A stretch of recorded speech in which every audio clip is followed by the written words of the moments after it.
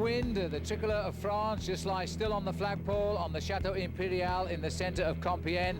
There are blue skies. The scene is set for the 95th edition of Paris Roubaix. Hello, I'm Phil Liggett and welcome to our ongoing coverage of this great event. In fact, the 7th time that we brought you the exclusive coverage on video of the Queen of the Classic Races. Well, I'll be joined in commentary by Paul Sherwen, and yes, it's a perfect day here, perhaps more so for the riders than for the spectators.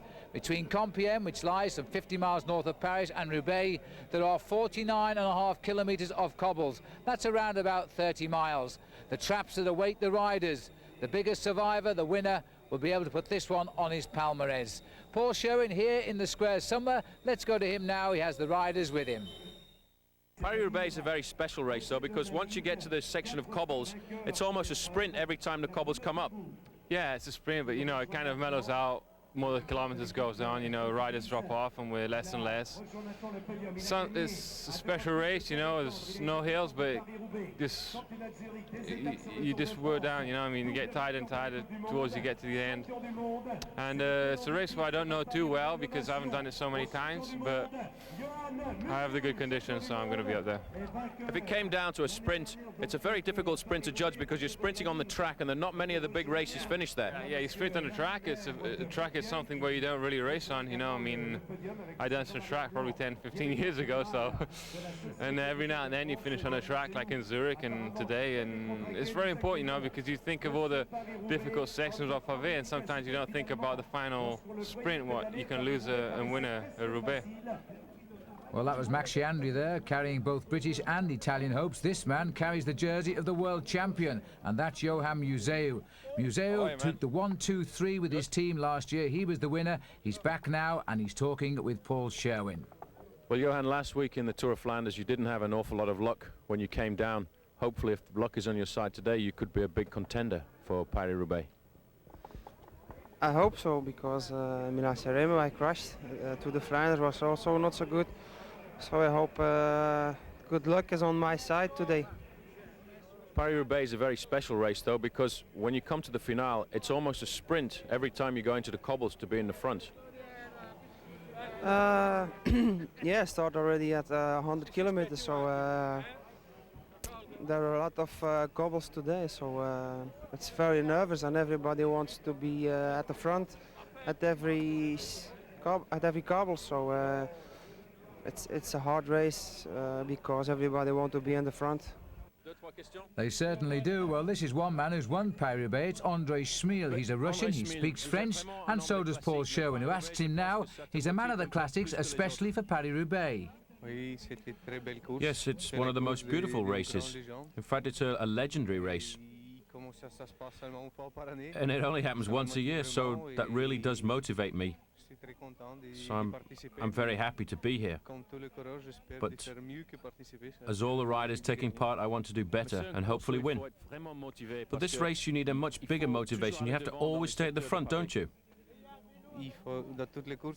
In all the races you take part in, you need a motivation, but this one requires a little bit more because you have to stay at the front. You have to try and stay in the front, and it uses a lot of energy.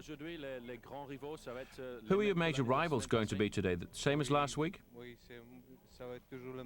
It's going to be the same riders because those are the same riders that we've raced with for the last few years. 5 or 10 riders. It's always going to be the same ones. Now for Fred Moncassin, well, he tries it in English. It's quite novel, really, because Paul's speaking to him in French and asking him to respond in English. He says Paris-Roubaix is a very difficult race. You have to be agile. Come on, Fred. Okay. Yes, it's a race very difficult, but it's very physical, tactical, and if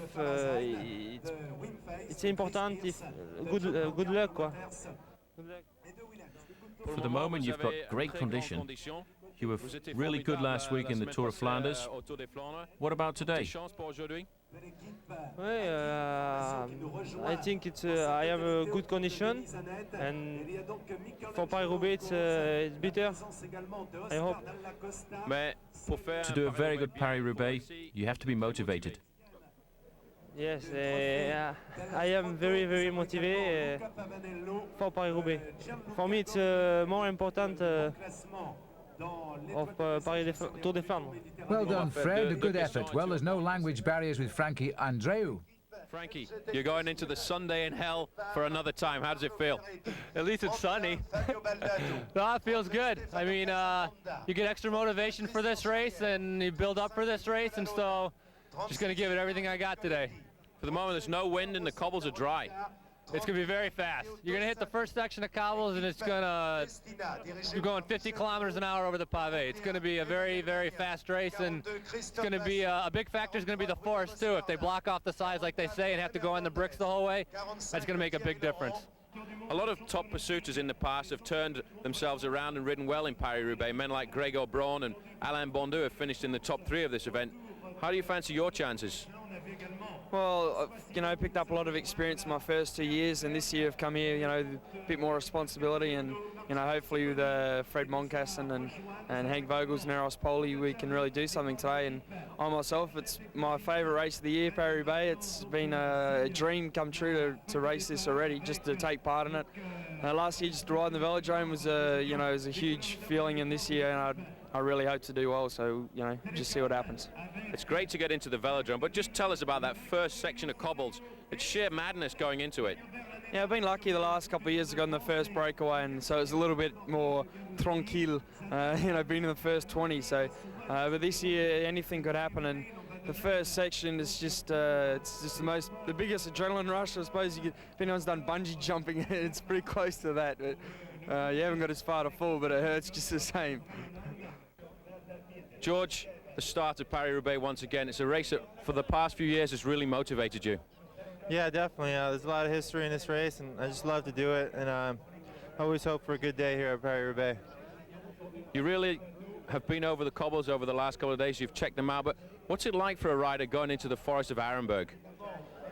Well, it's really just a big fight to be up front, and especially this year, I heard they just roped off the side of the dirt path, which we normally ride on, so it's going to be a big difference, and it's going to be a lot harder. So I think the fight is going to be even worse than normal. Well, Henk, it really is an Aussie onslaught this year for Paris Roubaix, because Stuart O'Grady's riding very well, and yourself too. Yeah, we've had both good form in the last 2 classics, and we're really G'd up today. Very motivated today for this 266 hell race, 6-kilometre hell race. But you've never ridden Paris Roubaix before. What's it going to be like going into the unknown? Do you know what the cobbles look like? Yeah, well, I've been told 1,000 times by Gilbert de LaSalle was there last night talking to us, and I think I've been watching Paris Roubaix videos since I was about 12 years old, so I think I've seen every one of them for the last 10, 15 years, but I've never done it, and this year I'm very excited. Well, I'm sure Stuart will tell you one of the greatest feelings is to actually go on to the velodrome and finish this event. Yeah, that's for sure. It was a very good feeling to do that in Flanders, and I think today's going to be even better. Now, this wasn't originally part of your plan to ride Paris Roubaix, but I guess you felt you had to come now. You lead the World Cup.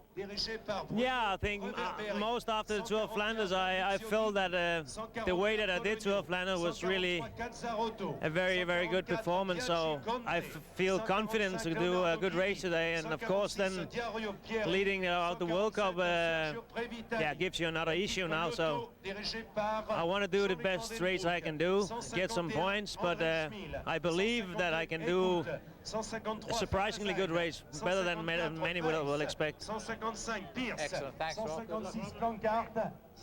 Rolf Sorensen, the winner of the Tour of Flanders just 1 week ago, and he's now here for the start of Paris Roubaix. And as I said there, it wasn't in his schedule. He felt obliged, though, to turn up. Johan Museeuw, the winner a year ago, and since then the winner of the World Championship, and looking pretty relaxed, he tries now to defend his title.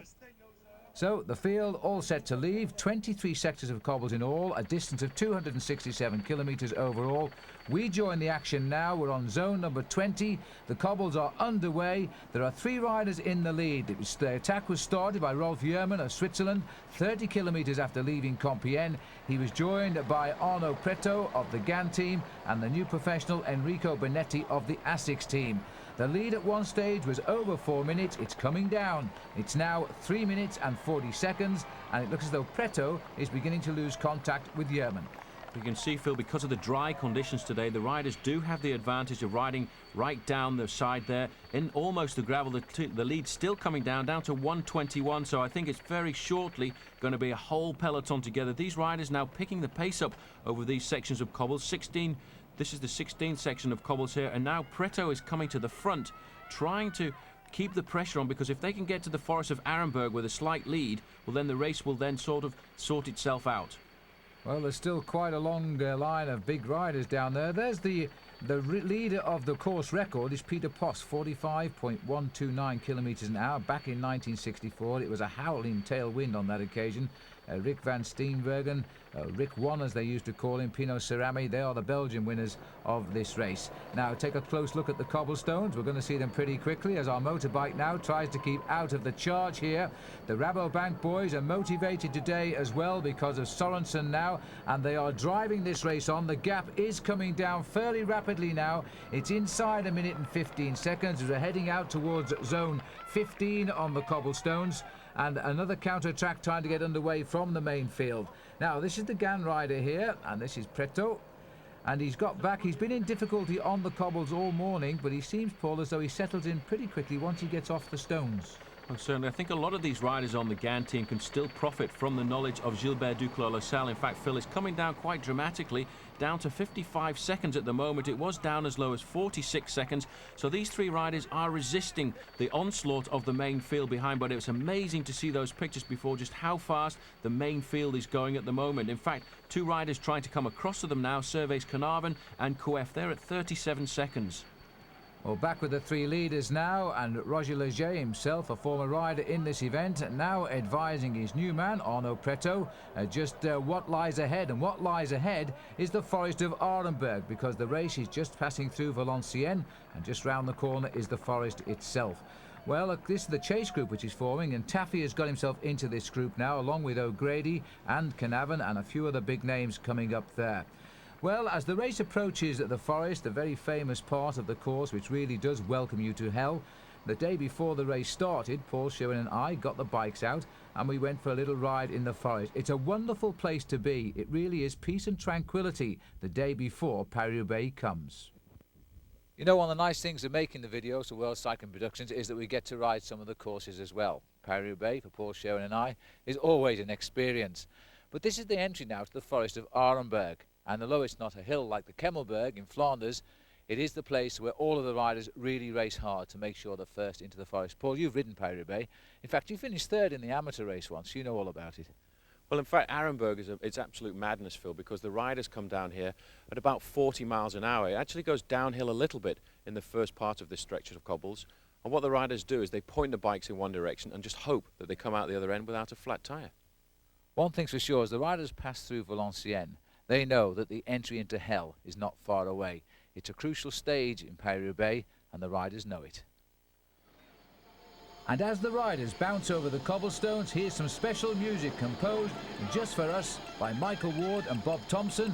Michael Ward, by the way, is from the group The Wallflowers.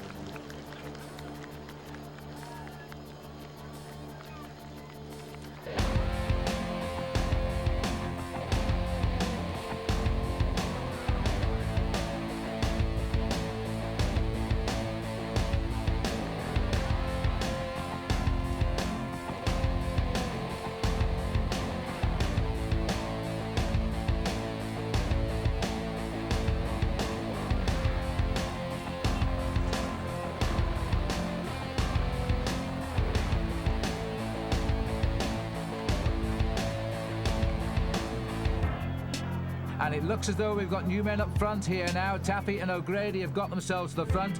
A group reforming about 10 seconds ahead of this peloton here. But look at the arrowhead forming here, as riders know very shortly they will turn right and they'll be on to the next sector of Pavé, and it is quite a bad one.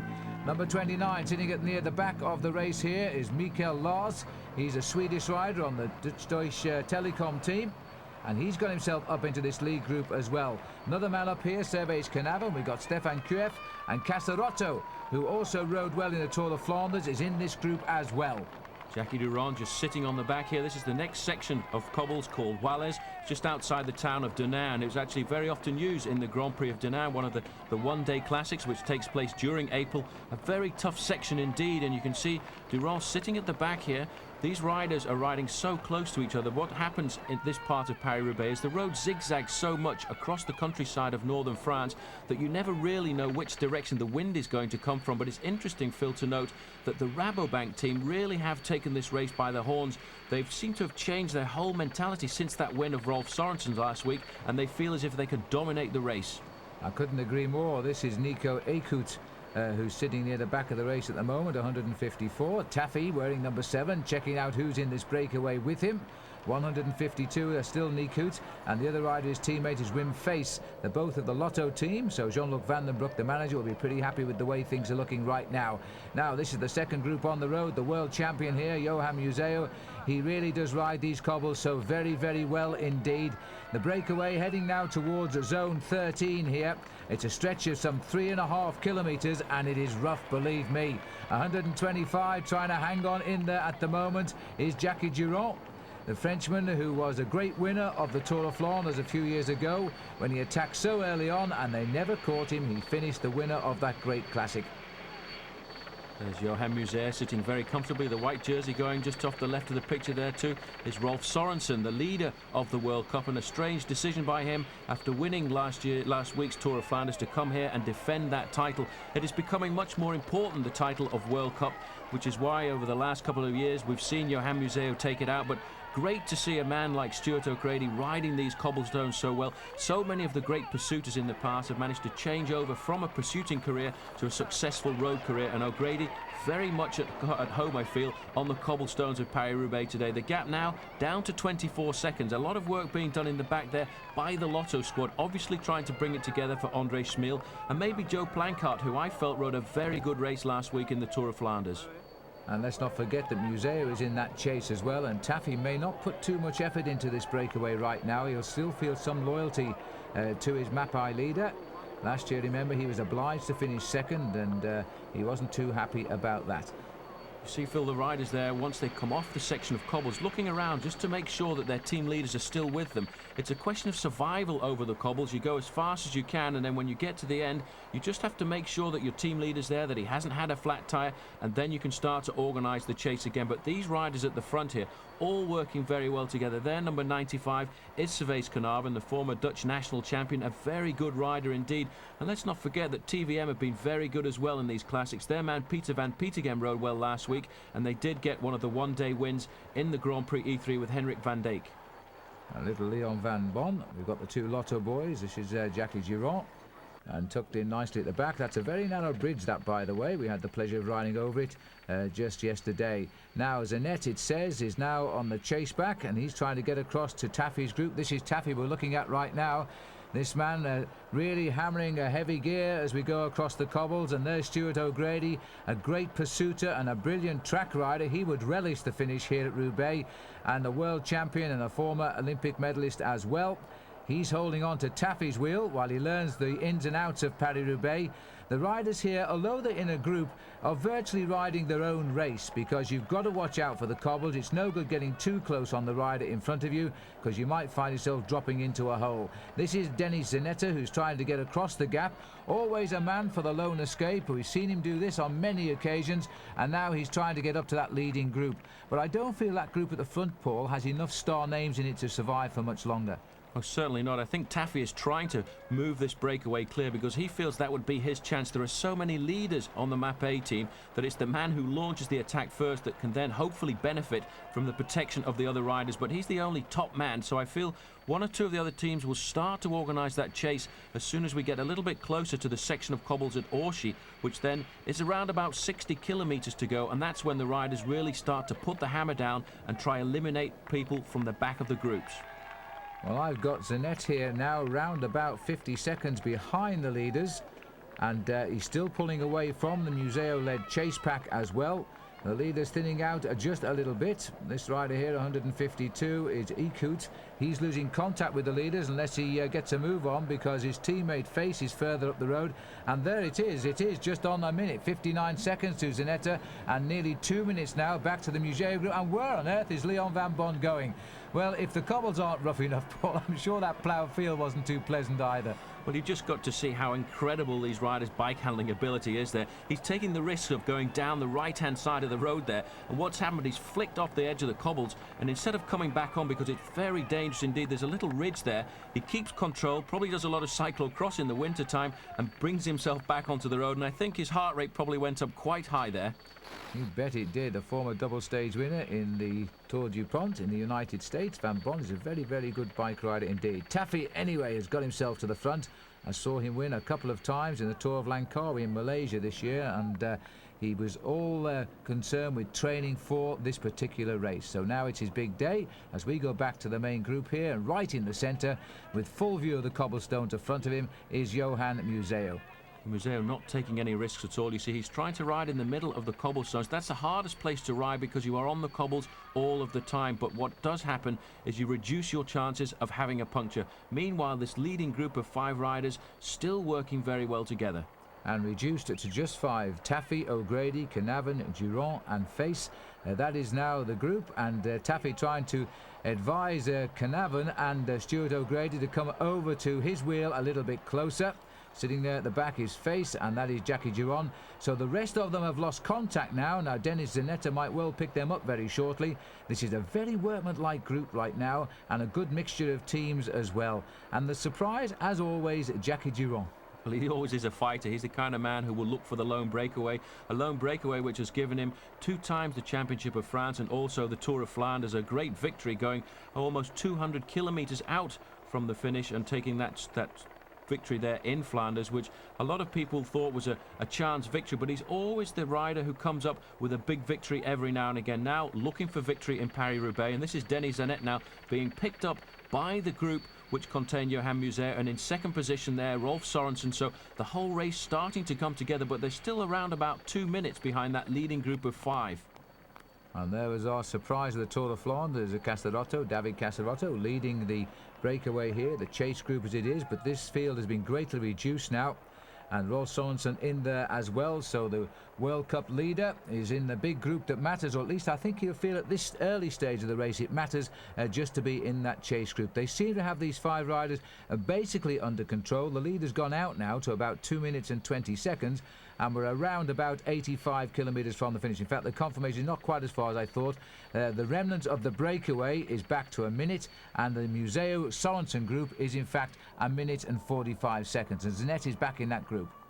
Well, now we've got a chance to see Cofidis team on the front for the first time, but in second place there, one of the other Aussies in this Tour this year on the international circuit, Henk Vogels, making a real resurgence because he had a very hard time last year with that accident that he had, and he's come back, changed teams, riding for Gann alongside some of the other Australians now as they head up to the cobblestones at Orchy, number 11.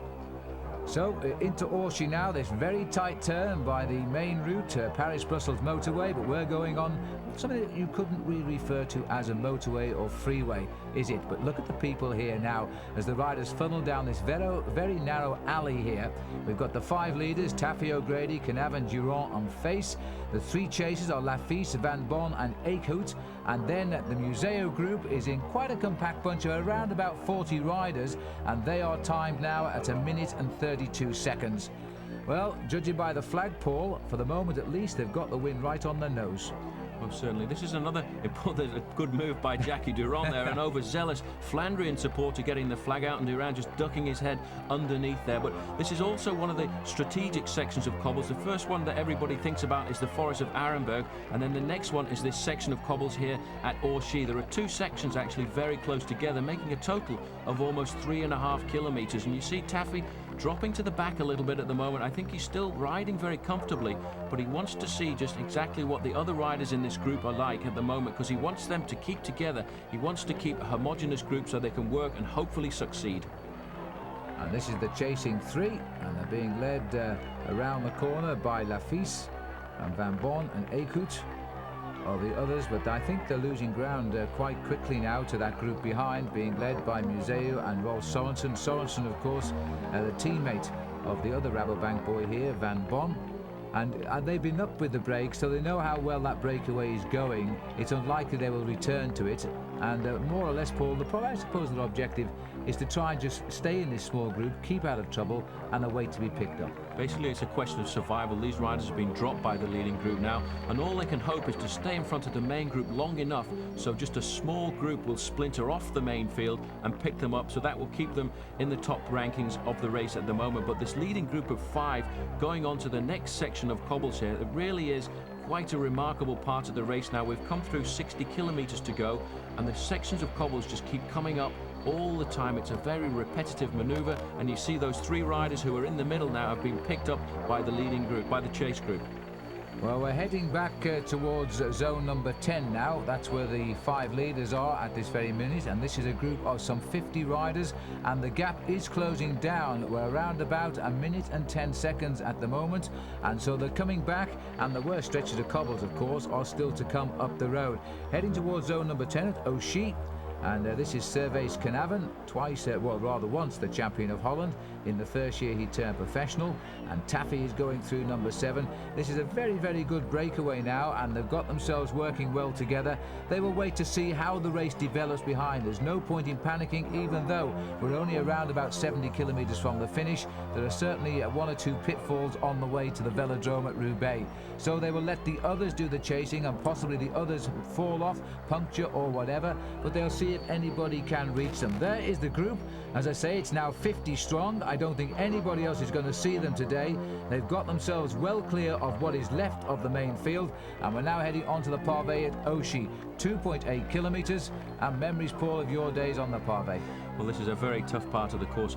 This, for the riders today, is very fortunately dry, because when it rains for Paris-Roubaix, this is like a quagmire, this section here. And I've ridden sections of this particular piece of cobblestones here where, in fact, you can hardly stay upright on the bike. But talking about the fact that there have been so many innovations over the last few years, in fact, looking at this breakaway group at the moment, only 2 of these riders are using the suspension fork on the front, and most of them have actually gone back to normal forks without any kinds of trickery at all. This is Jackie Durand on the front here, riding normal forks, going off the cobblestones a bit onto the grass there, just to try and keep a bit of momentum. Grady, on the other hand, has opted for the rock shock, the suspension fork at the front. But it's interesting, a few years ago, almost 80% of the riders were using these suspensions, and now it's dropped down to maybe around about only 50.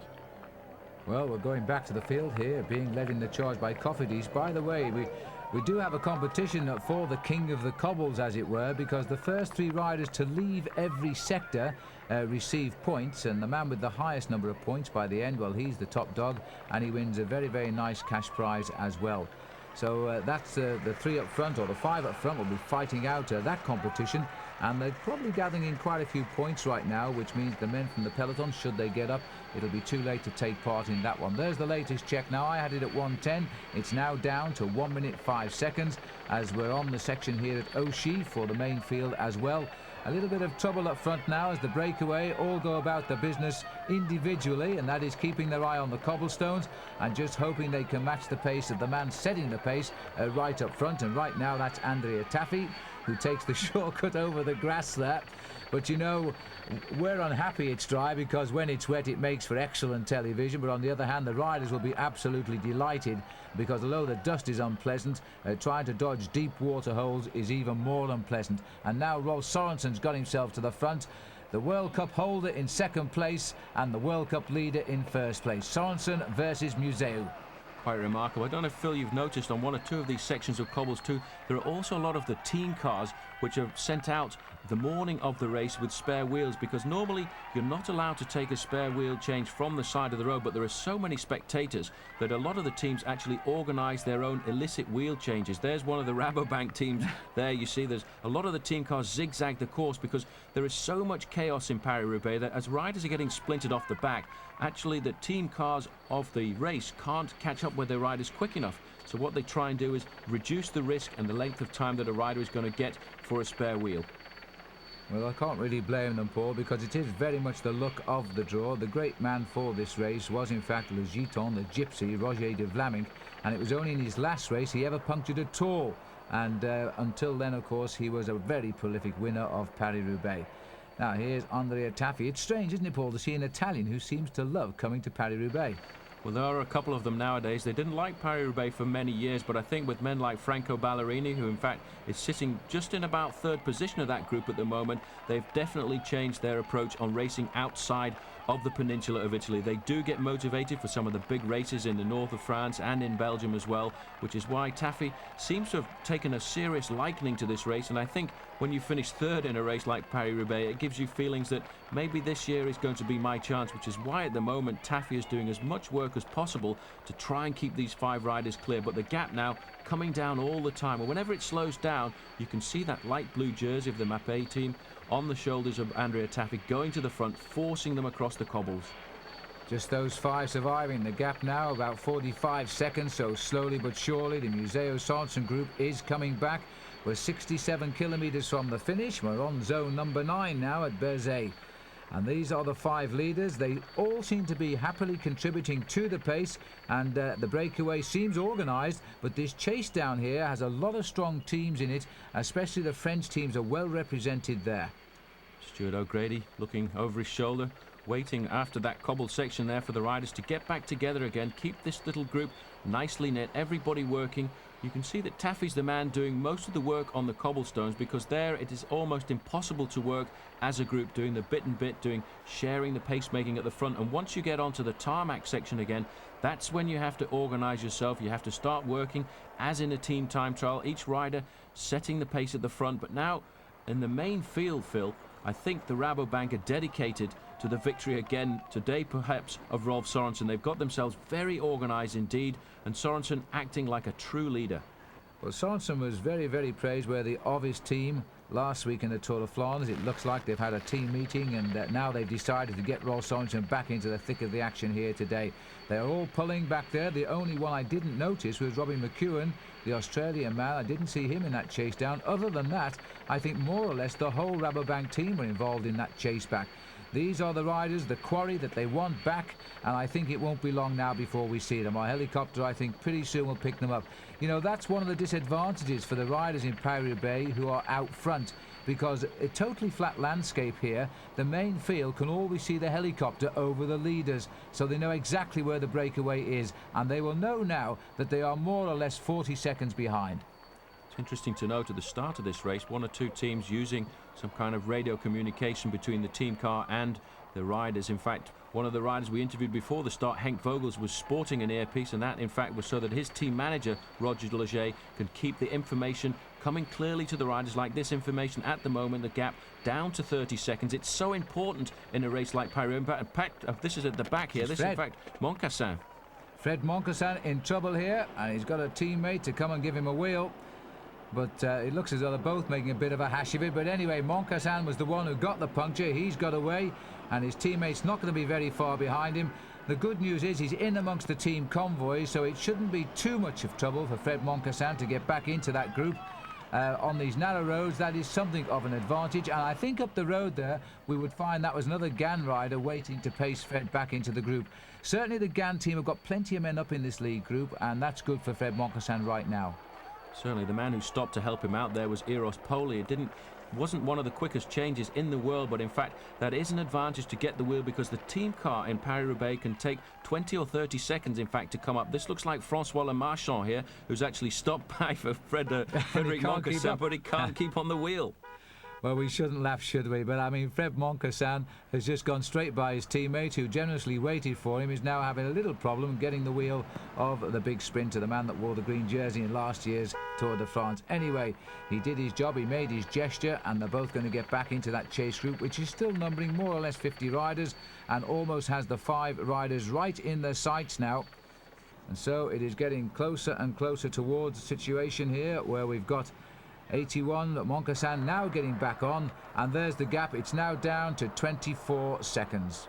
These riders will be feeling the breath now of that group behind them. They'll know how fast that group is coming back to them, and they'll start to recuperate a little bit, hope that when it does split up once more, they can still go with the front part of the split. But this is a great thing to see, the whole of the Rabobank team there in the orange and yellow jerseys, putting the pressure on, working. Not one of these riders today on the Rabobank team is thinking about personal victory. He's only thinking about victory for one man on his team, and that's Rolf Sorensen, the current leader of the World Cup. Well, about 55 kilometres or so to go. They're hovering. They almost reach out now and touch them. I think there'll be no vehicles or motorbikes in between the two groups now, because well, it's just obviously the police escort and our television camera. They get the privileges of staying there, whatever happens down below, but everybody else has to get out of the way. Here we are at Falampin, and this is another stretch of pavé of 1.7 metres. And I'll tell you what, this is also quite a bumpy one. But look now, Paul, they've got them almost. We're approaching around about 50 kilometres to go here. Well, the race, I think, about to turn round again. They're even pushing the motorbikes forward. 15 seconds, the official gap there. This leading group of 5 riders have put in a very fine performance indeed, and I think there'll be some tired bodies in that group behind them, some tired bodies in the Rabobank team too, because it's the team that has organised themselves to bring back the whole of this race, and it looks as if we're going back to square one again, and in a very short moment, Phil, I think we'll have a whole field together. Well, they've been dictating affairs since we came out of the forest of Arenberg, which is around about 50-60 kilometres behind them now, and approximately 50 kilometres from the velodrome in Roubaix. But very shortly, the pack, which has the majority, as far as we can assess, of the big names right behind them now. We're crossing over the main autoroute to Brussels again. There it is. The race zigzags across this road all day. It never goes in a straight line, of course, to Roubaix. We go off in search of the cobblestones. That's much more important than the finishing line in Roubaix. And so it often means we're racing in the opposite direction, in fact, as to where the velodrome is. And I would think if you're having a bad time, psychologically, that would feel pretty bad. It's very difficult actually keeping Paris Roubaix on the road these days, because the TGV, the high-speed train that the French built, in fact cut off a lot of these sections of cobbles, and which is why many of the races now have to zigzag around looking for the cobblestone sections. Unfortunately, there is a movement in France to classify a lot of these cobblestones as actually historic monuments. And so they should as well, because this is a race which must go on into the 21st century, even if it likes to keep its roots back in the 19th. There we are, 50 kilometres to go. At least they've got there first, these 5 riders. And there's the bunch right under as well, so there's absolutely nothing in it now. We're looking at a handful of seconds, that's all. And a hand has gone up too, and I don't know whose hand it was, but it could be Fred Moncassin, who's got himself in trouble. His hand, I think the way his hand went up there, Paul, possibly a drink rather than a problem. Well, I don't think so, because somebody went straight in that corner there as if they did have a flat tire. So maybe Moncassin had another flat there, because I did see a white jersey. Not sure if it was a GAN rider or not, who went straight across the side of the road there. So unfortunately for him, after a great chase back, he may well have flatted again. Well, our camera's otherwise occupied, so we may never know the answer to that. But here we are, we're all together now, 49 kilometres from the finish. André Schmil, the man who gets motivated, that's what he told us, for Paris-Roubaix, is now on the front. And there's a big group here. And in this group, of course, is Taffy. We've got Moncassin, as far as we know, Museo, Schmil, Sorensen, Zabel is here. There's some real good riders now here. All of them would be worthy winners of Paris-Roubaix. Well, one rider dropping off the back of the main field there, what's left of the main field, was probably a GAN rider too, I think, just looking back to see where his teammate was who just punctured. But it looks to me as if, in fact, it wasn't Moncassin, because he's there in 4th position. So it could have been one of the other riders on the GAN squad. But that's another thing which is so incredible about Paris-Roubaix. There are so many stories that we never even hear about until weeks afterwards. When the riders go into the showers afterwards, that's when you learn just exactly which one of them have had how many punctures. Yes, you take 3 riders out who've ridden Paris-Roubaix in a week's time, and you'll hear 3 different tales of the very same race. We're now on to zone number 6, Annetière. And this again is a stretch of cobblestones of around about 2.6 meters rather. They're giving it 4-star status for the 700 meters of this initial section. Then there's only a small respite, and we're onto them again. And now this is where Museo, Schmill and the like will try to control the front of the race now, keep out of trouble and see if they can crack the field. Museo has a very simple philosophy in Paris-Roubaix when he gets to the front, and that's go as fast as he can and tries to ride everybody off. Well, you can see just how remarkable he is and strong on those cobblestones, and always riding, trying to keep to the centre, trying to avoid any of the little flints that keep getting amassed at the side of the road there, because that's how you get flat tyres. You can see on the right-hand side there is the high-speed train link which goes from Paris to London and to Brussels, and that has changed the face of Paris-Roubaix this last few years. An incredible invention, and let's hope that, fortunately, it won't eat away at too many more of the cobble sections. But look at this, quite remarkable. The whole of the field almost coming back together. There's Andrea Taffy, Moncassin there in second position, looking very comfortable indeed after that chase back from the puncture, and Johan Museo always riding in the front 5 or 10 positions, keeping himself out of danger. Well, there's Moncassin. He looks pretty cool as well. Incidentally, on the railway track that Paul Sherwen was mentioning, the train on that track travels at 300 kilometres an hour, which is just short of 200 miles an hour. It's on solid welded rails, and it is really the future of travel, I think, between England and Europe. There's the leaders of Paris-Roubaix bringing this race up to date, and we've now got the stars of the year in the breakaway, and indeed the men that animated this race 1 year ago are here as well. The Mappé team, Paul, are feeling a bit confident now that they've got the lead, and they've got a number of riders up here. Well, the man at the front now, Stefano Zanini, he was 4th last year. He was the one who actually broke up the clean sweep of Mappé. He finished 4th, just ahead of Franco Ballerini. He's come to the front. I think they've decided to put the hammer down. They've obviously decided this group is much too big. Kai Hundemark going through there for Telecom. There is Van Bonn riding for the Rabobank team, and I think I just caught a glimpse of Frankie Andreu, and sitting on the back here wearing number 54 is a local man, Laurent Debian, riding for Cofidis. On to the next section of cobbles. By the way, Zanini was not with Mappé last year, but he is this year, so I guess he's adopted the philosophy: if you can't beat him, you better join him. Right, 3.1 kilometres of cobbles here, as the riders now again scrabble for wheels. Now, this sector here is very, very dusty indeed, and I think we're going to amply be demonstrated this fact, because the cars up front are really stirring up the dust. It's most unpleasant conditions for the riders right now, and this is the sort of place where I would expect Museo to really try and hurt the rest of them. Well, I think that's exactly what he's doing. He's got Stefano Zanini with him there, which is why I think all those Mappé riders moved to the front there, because they knew the section of cobbles now was the ones where the riders were starting to feel a little bit of pain. Just sitting on the back there, that looks to me as if that in fact is Henk Vogels, although they're giving it as Moncassin. It looks like the shape of Vogels to me, who's got up there to that group of 3 riders. Well, your guess is as good as mine right now, Paul, because we're going to be pretty hard pressed to even see where the race is. Now, just look at this here. I mean, nobody can see anything at all. The cars just can't get out of the way of one another, and there are the 3 leaders. Is it Moncassin or is it Vogels? We'll find out shortly. Sorry about the little bit of movement on the picture. Again, I would think the dust is affecting our signal right now up to the helicopter. There's a 4th man joining. And I think possibly that Moncassin is also getting across now. So we've got 4 riders here. They're only just ahead. Certainly Zanini is here. He's in the Mappé colours this year. And also the white jersey of the world champion at Museo. So we've got 2 of them pinned down as we now go far up into the sky with our helicopter, and we can just about see Paris-Roubaix. Well, you can see the sort of scenery here on this section of northern France as we head up now towards Belgium. There are the 3 leaders. It looks like Zanini, in fact, had a problem there. Obviously a flat tire because he disappeared completely. That was Henk Vogels who got across that leading group, but now Moncassin with the darker hair there, he's just popped onto the back. So the GAN team in a very strong position as we look back at the leader of the US Postal Service team, Yaroslav Ekimov, doing a good ride, as always, in Paris-Roubaix. And he's just gone past Frank Kovers from Team Telecom. Here's another one of the Mappés, that's Bert Lazen, who's also dropping back at the moment. They're riding as best they can, a controlled race over the cobbles, and hope they can rejoin once they come off the stones. back up with the leaders now. Again, the lead group is swelling a bit as Museo here keeps on that big gear and tries to rip away. He's got Vogels in second place, Moncassin is in third, and I think just off our camera there, I think it was Plankett who's come up, and it is. There's Plankett latched onto the back, and Le Marchand, well, he's another GAN rider, and he must be just to the right of our picture and not quite in our shot here, because they're the leading group. It says Zanini is here, but I don't think he is, Paul. Well, in fact, it looks to me as if he has come back, so I don't know why he disappeared off the back of that group there so quickly, but he's moved right up the back there. It could well be he had a slight problem with his machine. He recovered over the section of cobbles and came back up there. I think the caption that the TV is putting up for us is wrong, because that is Henk Vogels and Frederick Moncassin, the two GAN riders there.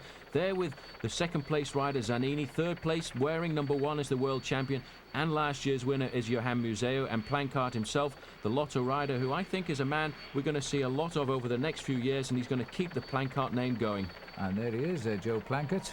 He's having a bit of a wrestle with his bike here. It's rather like a rodeo the way he's riding the cobbles right now as he hangs onto the back of the breakaway. But he knows that Uncle Eddie rode a great race here when he beat Steve Bauer by a centimetre, the closest finish in the history of the event. And some would say, in fact, Bauer was the winner on that day, but they gave it to Eddie Plankett. And that's Uncle Eddie to Joe here, now tacked onto the back of the leaders of Paris Roubaix. And the cobbles are giving our cameras a rough ride as well at the moment, so bear with us, because this race really is hotting up now, and he's going to make it even hotter, because Sorensen wants some help. Schmill won't go through as he tries to get this group across now to the Museo group, and Rolf Sorensen wants a little bit of help in the chase down. There they are, and they're going to bridge across the gap. Well, this is going to be marvellous if he can get up to there, because we're going to have last year's World Cup winner and this year's World Cup leader and another rider from the Lotto squad getting across there. So they're having a great ride. This is Mark Wouters of Lotto Mobistar. So really, Lotto putting in a great performance at the moment, trying to get across there. They've got Joe Plankart, Schmiel and Wouters, so this could be a very interesting move for these riders to be able to try and work some kind of tactical manoeuvre as we get into the later stages of Paris-Roubaix. But the leading group now is certainly starting to be made up of the heads of state of the world of cycling. Well, I make it 9 riders, and these are the names I've noted down. World champion Johan Museo, Joe Plankart from Lotto, Moncassin and Vogels, both from GAN. The World Cup leader, Rolf Sorensen, Andre Schmill, ever present here, another Lotto man. In fact, Lotto have another rider with Mark Wouters as well. Then we've got Zanini, and somewhere in here, I think there's one more rider, and see if we can pick him out.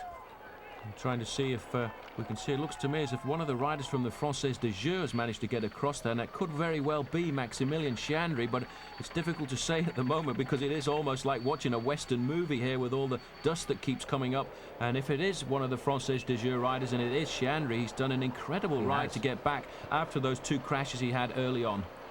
We heard he crashed, he just rejoined and crashed again. All this happening before we got down to the forest, but I think, Paul, it is indeed Max. And so he's the 9th man, and he's come across to this leading group. There's Fred Moncassin, who hopes to do well today. Told us at the beginning of the show he has good condition. It's a great phrase, that. It sounds better in French, bon condition. But even so, I think he's right. It's funny how they do know when they're going well, don't they? Well, Phil, there's confirmation there. I just saw Max Chiandry sitting on the back of that group there, so he's definitely come across there. So what a great ride after 2 recoveries to be in this leading group of 9 riders now. And you see the Lotto riders not hesitating at all. There you can see the little black earpiece on Henk Vogels there. He'll be getting information from Roger Liggett in the GAN team car, just letting him know what the situation of the race is behind. These riders now know how important it is to try and hold off this charging bunch, but the bunch behind them is also pretty well organised indeed. So Henk Vogels in the group. There is the compilation, and indeed they're showing Chiandry in the British flag, number 61. Max, certainly born in Great Britain, but has lived most of his life in Italy, and without saying his English isn't very good, his Italian certainly is far better. Here's the leading group then, and they're all still going clear of the field. I wonder if this is the final compilation now of the group that will race it out down to Roubaix.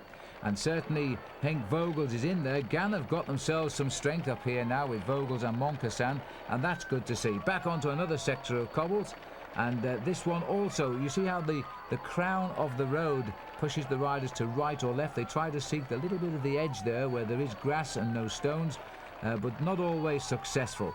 Almost 2 kilometres of cobbles, very sharp left-hand bend, always causes problems, that one, when the rain is here, because it's adverse camber, but today they've come round it pretty well. I have to admit, Phil, I rode this race on several occasions, and it never really impressed me how fast it was until one year when I was injured and I went to watch Paris Roubaix from the side of the road. And when you see just how fast these riders go over the cobble sections, it really is quite amazing. And the way some of the Belgian riders handle themselves in these corners, you wouldn't want to go around a normal tarmac corner as fast as they do over the cobbles. Yes, I couldn't agree more. The Belgians are great bike handlers because, of course, they've got plenty of cobbled roads where they all come from. And long may they stay, because they make for some great bike races. Now, looking down at the lead group here, Zanini's the rider on the tail at the minute in the Mapei colours. And the man that's gone missing and missed this move is Andrea Taffy. Oh, and steady on, but he's made it. It was a bit of a tight one there, I think, for Plankett.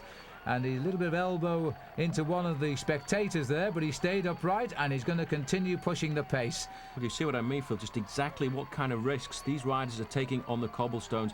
These are not smooth roads. These are not the kind of roads you find in the street. They are really farm tracks. And Plankett there, giving it everything going into that corner, wasn't even worried about what it was going to be like coming out of the other side. And you can just see at the side of the road there how the road is getting washed away over the years. That is almost like pieces of glass, and if you just get that wrongly with the front wheel here, you're going to lose both wheels at once, flat tyres, and then you're out of the group.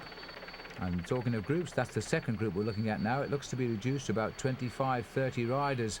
And remember that the world champion and last year's winner is now up in the lead group. There's a problem down there. It looks like Museo. It is Museo.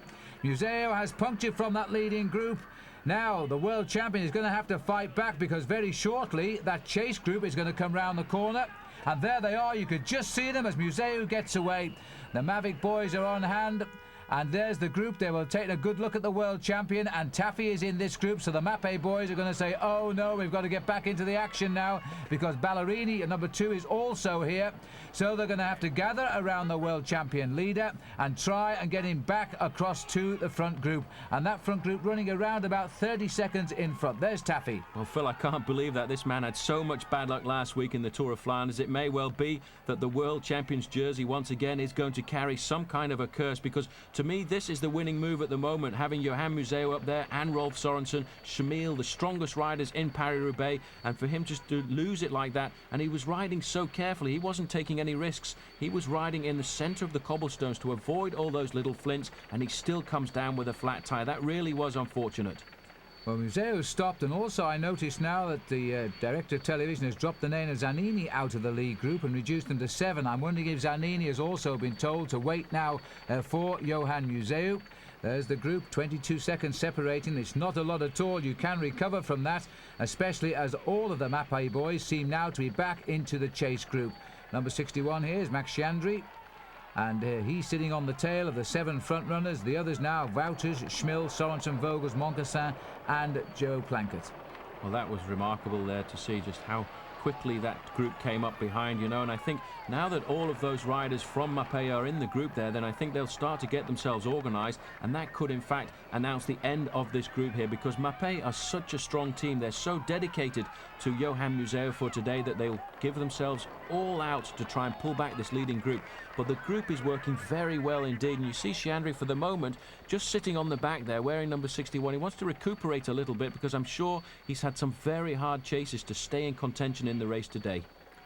And so we've got the bronze and the silver medalist in the Olympic Games, the first ever Open Olympics here in this breakaway, Sorensen and Chandry. The Olympic champion, by the way, Pascal Richard, has had a terrible start to the season. He's had a serious accident, and it looks like he could be out for quite a long time this year. So he's not riding just at the minute, and it looked as though he was in search of some good form, and we wish him well. But right now, the Paris-Roubaix here is really hotting up, to say the least, and this is a great break. Henk Vogels sitting on the back. Now, Henk Vogels, he said at the top of the programme, he's got all of the tapes that we've recorded on Paris-Roubaix, and he's watched them over and over again, dreaming of the day when he could ride Paris-Roubaix. Well, today is that day, Henk, and you've got yourself in the leading break at the moment. Well done. Well, let's not forget it is in fact his first ever Paris-Roubaix, and I remember riding my first Paris-Roubaix with the amateurs, and when I came down to the stadium for the first time, I basically knew exactly what it was going to look like because I'd seen it so many times on television before that I felt I'd been to the place before. And Henk, I hope when it comes down to the sprint, he will remember exactly how many times people have won and lost the sprint on the stadium of Roubaix. A very tricky track indeed, because not many pro road racing cyclists have ever ridden on the velodrome to start with. We're around about 32, 33 kilometres from the finish now, about 20 miles to go. 8 leaders and a handful of seconds back to the poor old world champion here. Remember, in Milan-San Remo, he crashed right on the finishing line, Johan Museeuw. Then in round 2 of the World Cup, he was run at the back by Bruno Boscardin, and that ruined his chance in the Tour of Flanders. Now he was in the leading breakaway, and he's punctured and been rapidly dispatched back into the chasing group. And so maybe the World Championship jersey is something of a curse, and riders often think it is in the year they are world champion. I remember when Tommy Simpson won his world championship, he hardly got to race in the jersey because he broke his leg skiing. Well, it's a shame, and so many riders seem to have that thing, and then after a while they do build up a complex. But let's not forget, Johan Museeuw has won 4 events so far this year. In fact, 5, because he won the overall standings of the 3 days of La Panna. He won Kern, Brussels, Kern, and 3 stages of the Ruta del Sol early in February. A man who didn't think he was going to have very good form, because in January he was actually off training for 14 days with an knee injury. In fact, Phil, looking back at the front group there, it looks to me as if Zanini's come back into that group from somewhere. You know, I think he has, and that's twice he's done this to us today, Paul. He's disappeared and come back, and again our camera has missed him, but he is back in that leading group. I don't know whether he dropped back to check on Museeuw or what. I think the most important thing is what he has done here. He saw Museeuw go down with a puncture. He waited for a little while to see if he could pace him back into this leading group. He saw the fact that the main group was so far, but it was so close behind. He knew they would pick up Museeuw, and they needed to keep a Mapei man in the front group, so he's actually ridden back into it. What a remarkable performance. And there he is. And so the Mapei man that got 4th last year when he wasn't on the Mapei team is again up in the leading group here, which is now back to 8 men. And he's not doing any work. And notice that he's now sitting at the back. He's hoping that Museeuw and his teammates are chasing him down, while the others will be more interested in keeping the breakaway going. And in fact, Max Shanry seems to have now recovered a little bit from his chase across and his 2 crashes today, because he's gone off the back of that breakaway and he's starting to work in it. Here's the Mapei chase down, and being led at the moment by Bart Lezen, who's checking on the brakes there, and that I think was Henk Vogels. And Vogels in fact went off the back of the breakaway there to check something with his brake, and now finding the strength to sprint back up to the leaders. He's riding superbly today. Obviously the problem there was what happens very often in these cobble races. You get a little bit of a buckle in the back wheel because you've hit something just a little bit too hard, and it'll be touching the brake pad there. So Henk Vogels has just slackened off the brake a little bit, but you see how hard it is to get back onto the group of riders once everybody's working together. You've got the chaos of the motorbikes, from the radio, from the press, from the cameras. You have to try and use them to your advantage, but sometimes they do tend to get in the way. But that, Phil, is a beautiful picture of just what Northern France is all about, on a magnificent day for one of the most exciting Paris-Roubaix I've seen, with the greatest crowd over the last few years. Yes, this race, like all of the big bicycle races around the world, seem to be getting more and more popular now, and that's great news for us. And Vogels has got himself in the front group. He comes from Perth in Australia. His father is or was a Dutchman, and of course Henk does speak Dutch as well. And with a name like Vogels, of course, everybody here thinks he is Dutch. And Vogels means birds, by the way, in the Dutch language. It's obviously why Henk's flying today. A good one. No, that's a very good one, Paul. So he's sitting on the back there, very comfortable at the moment, obviously not worrying about the fact that he is flying along. He'll be thinking about what's going to happen later in the race. There are 2 GAN riders in this leading group of 8 riders, and I think what we're going to have to see is Frédéric Moncassin trying to get a little bit of revenge after last week. He was worked over by those 2 riders in the Tour of Flanders. He got away with Rolf Sorensen and Franco Ballerini, and knowing the fact that he was one of the fastest men in that group, they decided to attack him one at a time, and he just could not follow all the moves. But today he has an ally wearing number 88, sitting on the back of that group, Henk Vogels.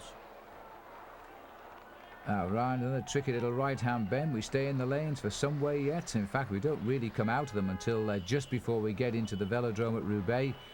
This breakaway far from established. If they look over to the right, they're going to see the dust and the shadows of the peloton. There they are just now, coming around the same corner. And there's a lot of riders still in Paris-Roubaix here with a chance of winning. And indeed, there's only 2 or 3 riders in that breakaway really putting the back into the attack. And the gap is now only 17 seconds. They've chipped off another 3 seconds there. Well, what looked like being a winning move just about a few kilometres ago has now completely changed. And what has happened, in fact, is because one of the top men in the race, Johan Museeuw, has had that flat tyre. He's got his whole team around him now. Bart Leijzen, who looked before like he was suffering, has come to the front now. He's a rejuvenated man. He knows now that he's got to force himself for another 5 or 6 kilometres to try and bring his own man, Johan Museeuw, back into the lead. And if he can do that, I think after that, Bart Leijzen will pull off and leave it up to Museeuw. There he's got Ballerini and Taffy working, but this man, despite that bad luck, is looking very calm and collected. Now there's another attack there for Gannon, now trying to go away. This is what they've got to do, is if they've got the strength to keep having a go. And I think this is Henk Vogels, who's going to have a little dig. Well, he's leaving himself around about 30 kilometres to race if he does go. And Vogels settling into a quick move here. Well, they say he's 23 years of age, but a little bit ahead of schedule there, because in fact he's only 22 and his birthday's in July. But Henk Vogels, even so, is a very, very young man in his first Paris-Roubaix, and I think, you know, he just really couldn't hold back the enthusiasm anymore. He's feeling good, he's looking good, and he's going to give it a go. So Henk Vogels on the attack. He was a gold medalist in the Commonwealth Games, which is Games which is held every 4 years, rather similar to the Pan American Games. Winner of the Tour of Holland for the amateur riders back in 1994. He got a high finish in the Tour of Sweden that year and a 10th place in the amateur Tour de France, the Tour de l'Avenir. And he also led the British Round Britain Milk Race briefly as well in 1993. He's a talent in the making, a bronze medal in the Junior World Championships. He's got just about everything. We have been waiting for the day he really does show himself, and I think that day may have come right now. A great time to attack too, because the main group with Johan Museeuw was just coming up to that leading group of 5 riders, and Henk could feel that it was going to all come back together, and he knew by attacking at that moment there would be hesitation in the 4 riders that were with him, and that would give him the chance to get away alone, take the pressure off Frédéric Moncassin just a little bit. And Vogels now going away, opening up a lone lead. He's now not thinking at the moment of winning Paris-Roubaix. He's thinking about softening up the opposition for his own teammate Frédéric Moncassin, who surely now must take a back seat in this group of riders and wait for the big split to come a little bit later on, probably round about the cobbles of Siswan, which is always another good section of cobbles to launch an attack, and it's 26 kilometres to go when they get to that section. And Sorensen now trying to cause a reaction from the group, and nobody really helping him here. That's Moncassin who's marking him, and somebody else has gone running. It's Mark Wouters who's countered the move down there for Lotto, and he slipped away. So Lotto got the men to play with too, because Plankett is also in this leading group, and so too is André Schmil. And so I think that's Wouters who's made the move to try and get up to terms now with the distant figure there of Henk Vogels. And Vogels locked into his time trialling position and trying to settle in here and just keep the pressure on. This is a good time to make a break here, because there is a little bit of reticence in the chase group. They know that the main group containing Museeuw is not very far behind, and they're preoccupied perhaps. This might be a great move by Henk Vogels. They've come back together in the chase, and judging by the fact the cars have moved around here, I've got a feeling that perhaps the Museeuw group is closer than we think. It is Mark Wouters who's now trying to get on terms with Henk Vogels. This is a remarkable man. At this time of the year, Wouters always rides pretty well.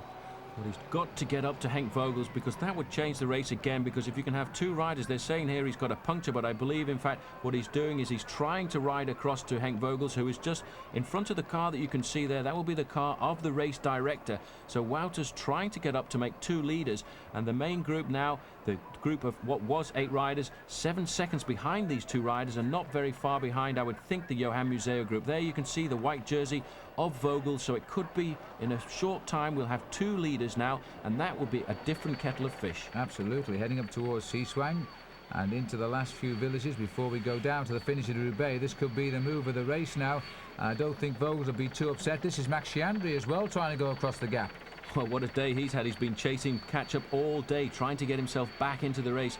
Wouters there in 2nd position on the road, trying to get onto the wheel of Henk Vogels just round the corner. This is the town of Siswan. There's a very tough section of cobbles coming up shortly, a long section of cobbles where a couple of years ago Johan Museeuw almost got to the back wheel of André Schmil. He got to within 15 bicycle lengths and he cracked. He couldn't make it, and Schmil went on to win Paris-Roubaix on his own. 2 leaders now, but Chiandri just about 5 seconds behind. A good move by the Brit. Now will he get across as we now traverse Siswan, and then we head on towards Campfin? and each one will mark off a few more kilometres. Another massive crowd here as we watch Max Chiandri try to cross the gap here. Moving teams, of course, with the demise of Motorola this year. Max has gone across to La Française des Jeux, and now he's trying to reach the leaders. So he has got good form, and he is in the thick of the action as he promised us. But these riders from Mapei, what a difference a year makes. They were dominating in team time trial formation last year. We never saw them, or at least the field never saw them, for the last half of the race. Well, this year they're still using their team time trial formation, but it's to try and get Museo back in contention.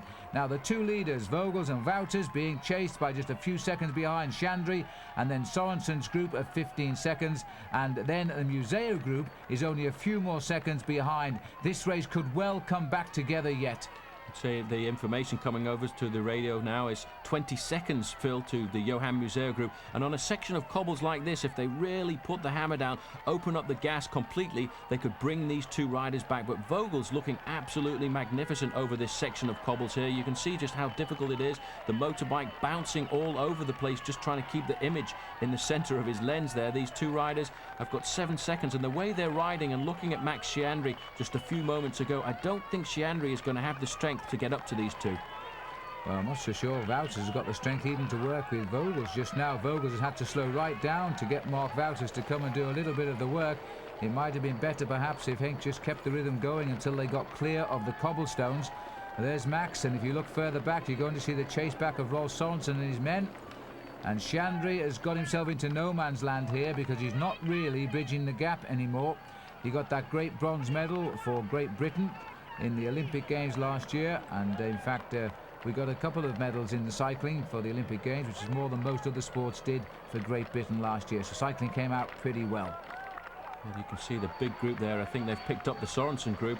All of that thanks to the work done by Mapei GB. Moving to the front there, one of the Lotto riders trying to slow them down a little bit now to give a little bit more advantage to their man Mark Wouters in the front. But soon, again, I'm sure we'll see Mapei starting to control the race, because surely Johan Museo, having done all of that work, wants to get clear once more. But you can see the kind of risks these riders are taking. Those cobblestones are blue cobblestones, very heavy granite indeed, and if they get the slightest film of water on them, it's like riding on an ice rink. Well, there's none of that chance today because it's a beautiful day. It's actually like midsummer here in northern France. It is really a splendid day, and the crowd are enjoying it immensely. They've turned out.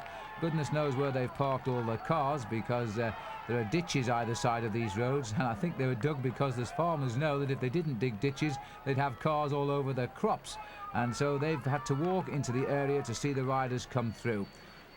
Well, it looks like Chiandri may well just get onto the back of these two riders, but this in fact is almost the same section of cobbles as Johan Museo tried to do it to André Schmil a few years ago, but the gap 5 seconds for Chiandri up to those two leaders, but only 14 seconds to the rest of the group. So we're looking at the race changing once more, and all because of that flat tyre of Johan Museo. And I think very shortly, Phil, it'll come back together once more. We'll have to start from scratch. Absolutely, it's totally reshaped the race. If Museo hadn't punctured at that breakaway, you know, may well have worked, but now it was a case of chase everybody down for the world champion. And the Mapei team, the #1 team in the world, has done a pretty good job so far.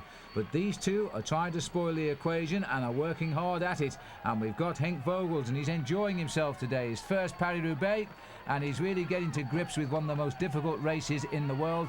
And Mark Wouters, who will be delighted to spring a surprise for Lotto. The last time Lotto won, it was indeed on the back of André Schmil a couple of years ago. Well, Wouters comes to the front there. Vogel's riding very well indeed over the cobbles, and people quite often ask me, well, how is it possible some riders can ride the cobbles better than others? Well, the reason is I feel it all has a lot to do with position. You have to be very strong to ride over the cobblestones. You have to ride a very big gear indeed, sit back on the bike. Chiandri here, you can see sitting as far back as he can on the saddle, trying to use the big gear, but he's not closing down anymore, and he's been caught again in no man's land, and shortly Museo's group's going to be with him, and again they're going to go across to another section of cobbles, and not many sections of cobbles to go now, but this last section they will have has got a very long drag in it, very tough indeed. Yeah, I just still think that Max hasn't got a little bit that's going to link him up to those two leaders, which is a shame, because 3 riders up there would have a better chance of holding off this group down here. And they're still not away from them by any means, but with the race being the nature it is, there's still a real chance they could hold them off, because once on the cobbles, it is always every man for yourself. That group has swelled a little bit. It's probably now 30 plus strong, and still looking for somebody who's going to lift the speed just that little bit to pull back these two riders as we run into the closing kilometres of the event. Mark Wouters now willing to work as much as he can with Henk Vogels. It's a French team versus a Belgian team, and it's a Dutchman and a Belgian who are now in the thick of it. Well, I think we can call Henk a Dutchman today. Yeah, we could call him a Dutchman. His father speaks fluent Dutch, and his father's name as well as Henk. And I'm sure if he could receive live broadcast in Australia, he would be riveted to the front of his seat today watching his son riding Paris Roubaix. One of the greatest classics, one of the classics that I always used to get so motivated for. It's an exciting race to ride. Chandri here would love to ride the race to win. He's been having so much hard luck today. You can actually just see on his elbow there's a little bit of blood. That's the sequel of one of his earlier crashes there. And still number 9 Bart Lazen from Mapei GB at the front there. This is Zanini now. Was in the leading group a little bit earlier with Johan Museeuw. These riders are trying to pull it all back together. They're trying to set the race up once more for Johan Museeuw, who has launched the correct move twice so far today and just been robbed of all chances. And poor old Max is not too sure what to do now. He's staying locked in the middle. Yes, his elbow is bleeding. In fact, his right knee is also bleeding, you can see. So he's had a couple of falls. As far as we know, he crashed very early on approaching the forest, and just as he was making contact with the race, he crashed again. And so it's been a tough day for him, and he's got to the point where he's now riding on the road in 3rd place as we head out towards Campfin. And looking down, we've just got so many motorbikes down, they have to work pretty hard to pick out the actual cyclists. But there they are, the two leaders.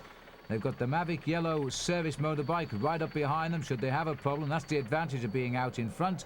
And Max has been picked up. There's Max on the left of the picture. So there's just 2 men now out in front, and the Mapei boys are still in the chase down. In fact, their team car, Paul, has just been up here and has probably given them a word of encouragement. Well, that'll be Patrick Lefebvre, the man who works very closely indeed with Johan Museeuw, the man who apparently last year was on the phone deciding which position each of the riders was going to be with the owner of Mapei. A lot of controversy around that story. In fact, Patrick Lefebvre denies that it ever took place. He just called Miss Dr. Squincy up in Italy to let him know that they had 3 riders in the break, and the chief executive officer of the company was very happy and had no part in deciding who was going to win. I think it was logical that Johan Museeuw won, because if it had come down to a straight race, I feel he could have beaten those other 2 riders anyway. But today, 2 riders in the lead, not one of them from the Mapei GB team, but I do feel when we come to the next section of cobbles, we could see another attack from Johan Museeuw if he's got anything left, because this next section of cobbles at Confin has got a very long uphill drag, and you have to be a strong man, and you can ride somebody off the wheel if you've got the power. 21 kilometres to go. It's not very far, it's just over 12 miles to the finish, but it looks to me, Paul, as though Vogels is getting a little bit tired here. A bit of the fire's gone out of him, I think, and he's allowing Wouters to do longer turns at the front and try and recover.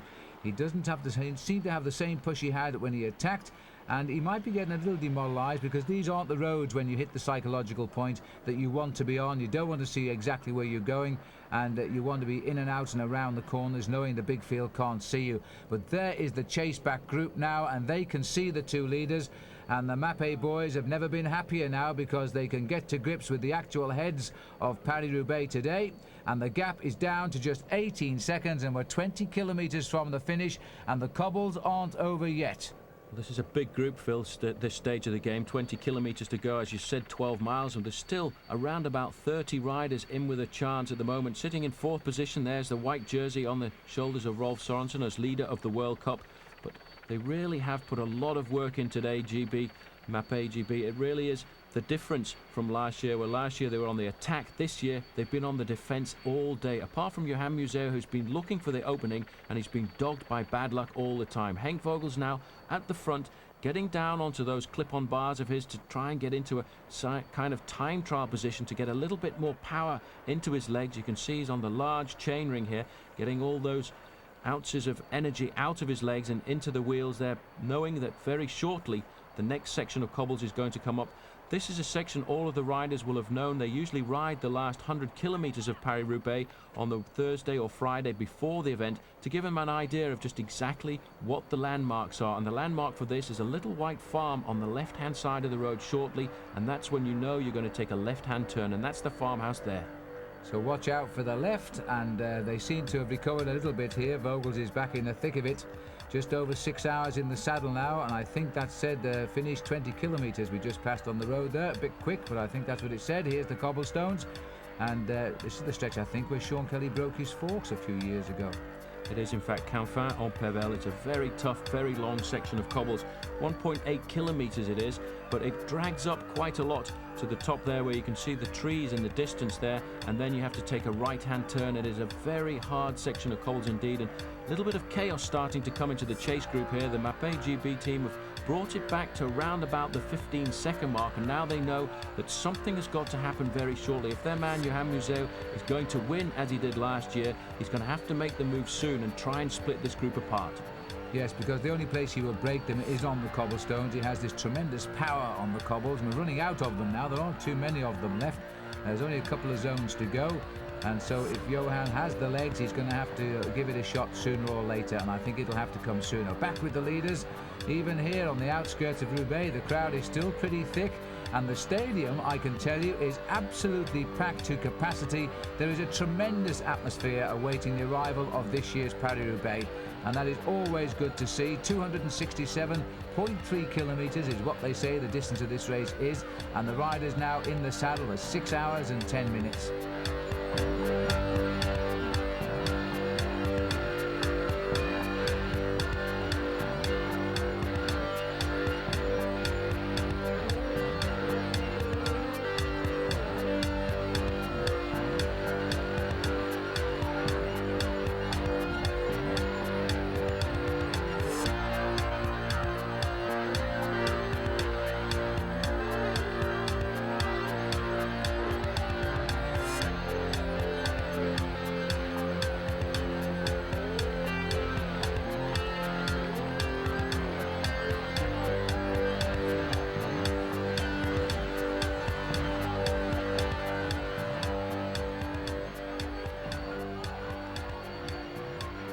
There's the view from the helicopter. There's a couple of helicopters over the race right now, so the riders know exactly where they are.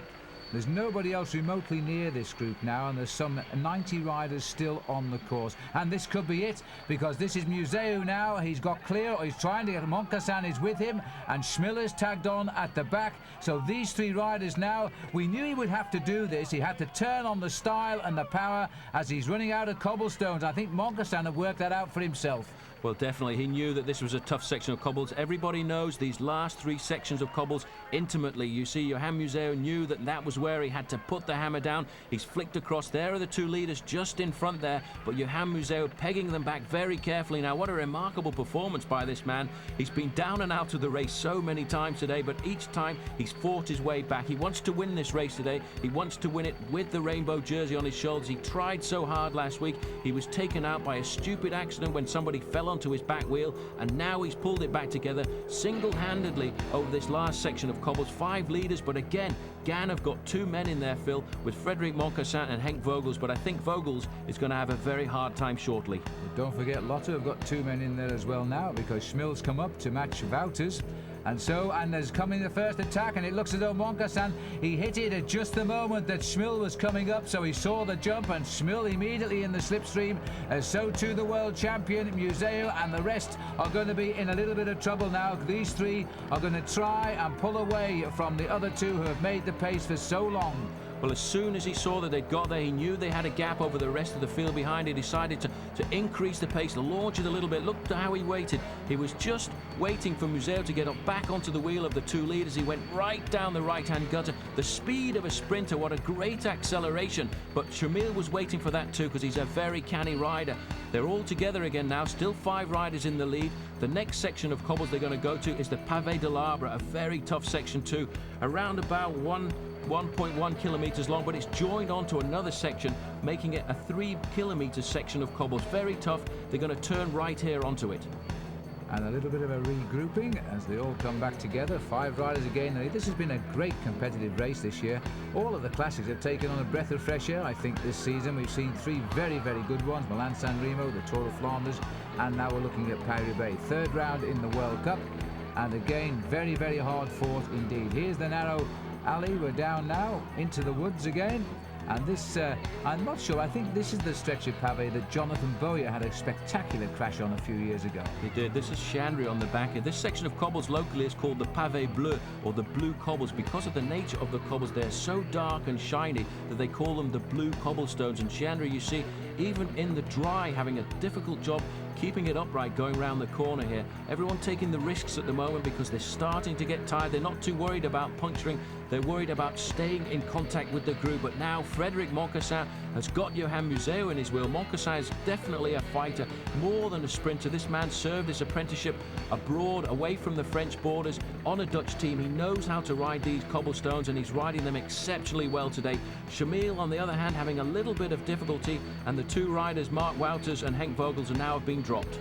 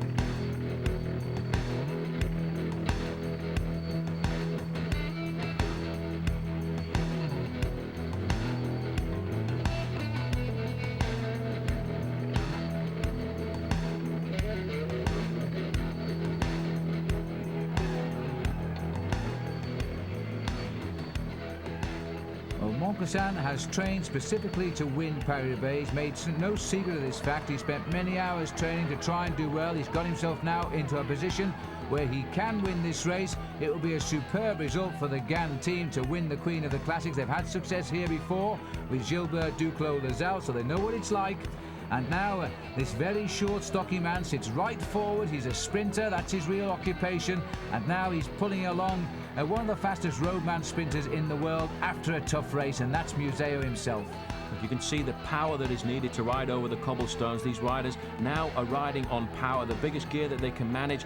This is the end of the Pavé de l'Arbre. That's the cafe on the left-hand side there. They come up to the main road, a right hand and a left hand, and again, another little section of cobbles, but they've done the damage here on the Pavé de l'Arbre. They've opened up a very good gap indeed.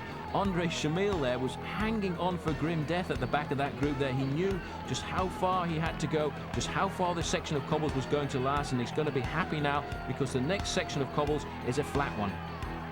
And we're just around about 10 miles from the finish, just 15 kilometres. It looks though Fred's going to have another dig here.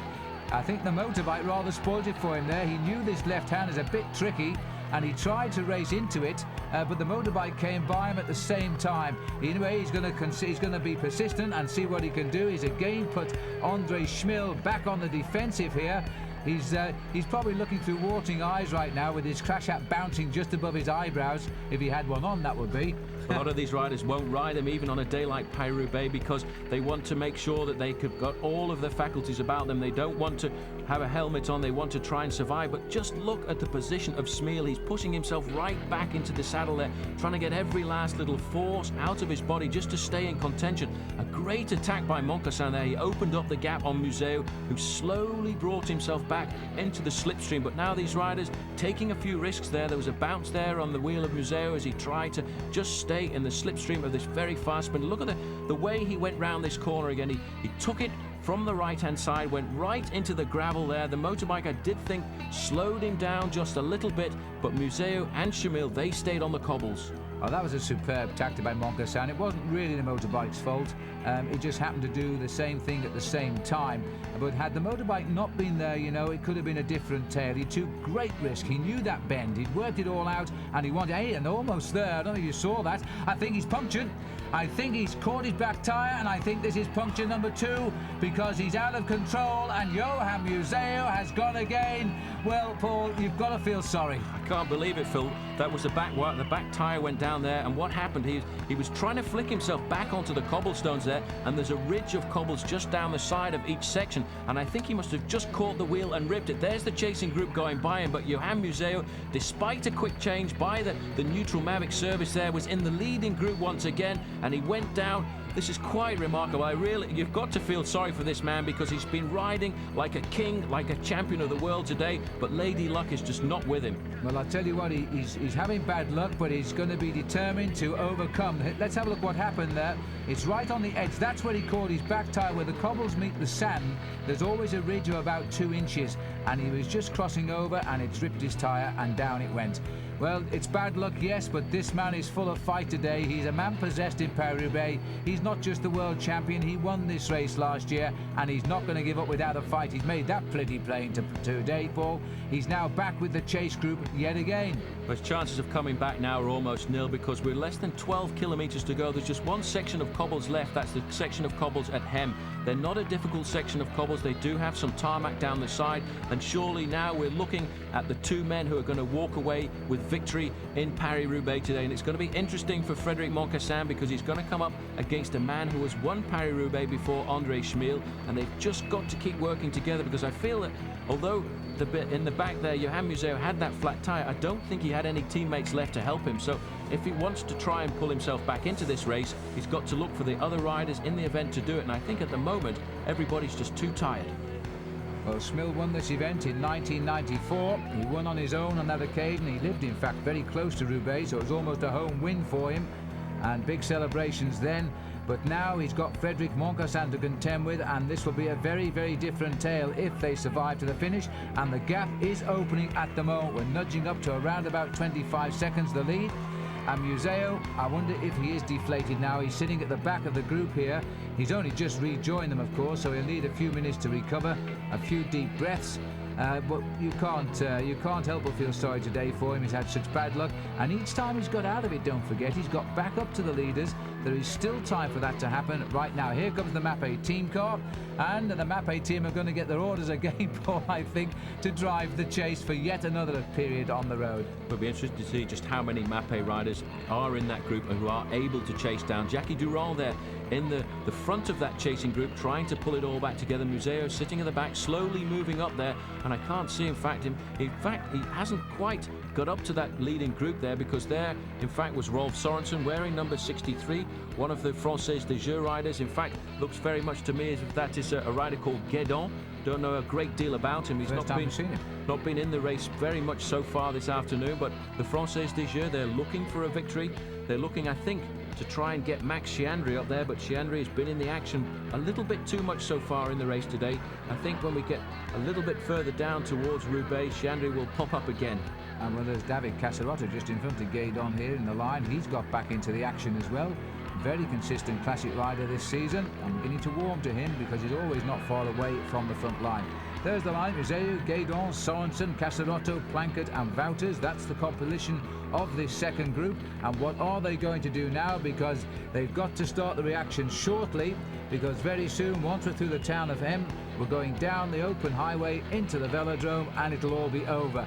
And I think then advantage must go towards Moncassin. Well, Phil, the gap can't be very big at all, because in fact I just saw the Gann team car was pulled off by the race referees to the right-hand side of the road, going through the town of Gruzon here. 10 kilometres to go. That's about 6 miles. It's going to take them a little under 15 minutes. Sitting on the back of this group, Phil, here is David Caserotto, the man who was 5th last week in the Tour of Flanders, and just behind them, Frédéric Guédon, the Frenchman on the Française des Jeux. But still, Johan Museeuw is trying to get back into this race.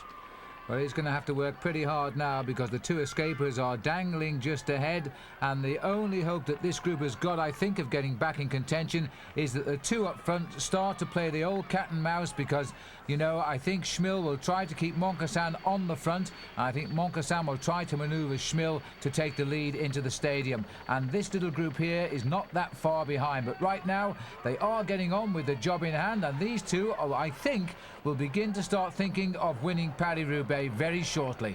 Well, the great thing about being away in a break with a man like André Schmil is he never shirks the work. He will always come to the front as long as he can. You see, he went to the back there just a little while, enough to recover, letting Frédéric Moncassin do his turn at the front, then immediately he came back, but the gap is only 11 seconds. Well, it's absolutely nothing. There is a massive crowd sitting on tenterhooks in the stadium now. There's a huge television screen. They know exactly what is going on, and also Moncassin's wife is there, and she is almost beside herself in the centre of the velodrome. velodrome. There's the chase down. There is nothing in it, and you know Museo can fight his way back into this race. There is Joe Plankett at the front. Well, he's not at the front because there's Museo in front of him, and there is Rolf Sorensen. What a great ride he has had as the leader of the World Cup. He's going to score points wherever he finishes right now. Well, those two Lotto bows won't do anything at all to pull this race back together, because their man Andre Schmil, the #1 man on the squad for Lotto, is in the ideal situation. Plankart will just sit here, the same with Mark Wouters as well. They'll sit on the back and hopefully discourage Johan Museo, who will have to do all of the work alongside Rolf Sorensen if they can pull back the two leaders. There's one section of cobbles to go, and as I said before, it's not too difficult because at the side there is a little bit of tarmac. Well, there are the two leaders, 11 seconds their advantage as they head now towards Roubaix. The only surprise, Paul, I can see in that breakaway, and I don't know how he got up here, is Frédéric Gaydon, the Frenchman. This will be his third Paris-Roubaix, and there is the situation in the finishing stadium, and there is Mrs. Moncassin. And she really can't bear to watch now. She's reasonably happy, I think, but she must know that this is going to be a very, very close finish indeed. Moncassin and Schmil out there in front, and well, Mum now can no longer bear to look at the television screen, which is over by the entrance. There it is, and there is husband Fred and Schmil on the outskirts of Roubaix. The last section of Pavé is here, and this is sector #1. The last chance, I think, for Schmil to perhaps try and rid himself of Moncassin, because surely Moncassin will give the best finishing sprint.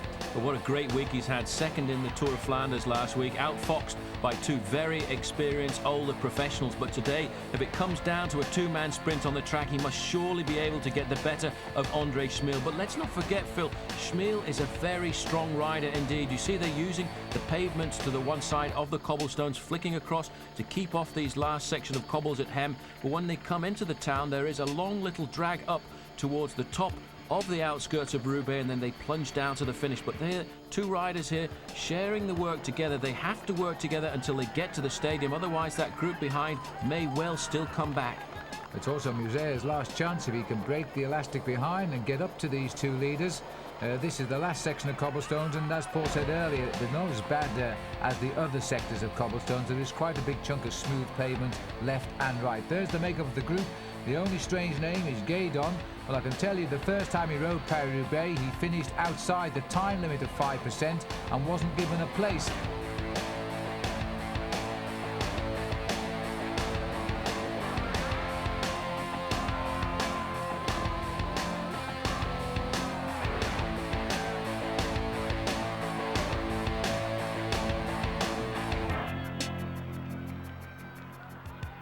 The man who's doing a great ride, as last week in the front there in the orange Skriniar jersey, is David Casorata. He was 5th last week in Flanders, and he's a rider who surprised me because I didn't know a great deal about him. He had a victory so far this year in Tirreno Adriatico, but to see him fighting it out with all the heads of state last week and again this weekend shows that he's another young rider we'll see an awful lot of in the future. Well, we're looking away from that chase group. This is what is left of the original peloton. It's being led at the moment by Philippe Gaumont. And Gaumont, the surprise winner just a few days ago of Gent-Wevelgem. And now Gaumont trying to get back in contention. I don't think there's a lot of chance of that happening now, because that chase group is still being inspired by the two leaders, and they are desperately close to those two leaders.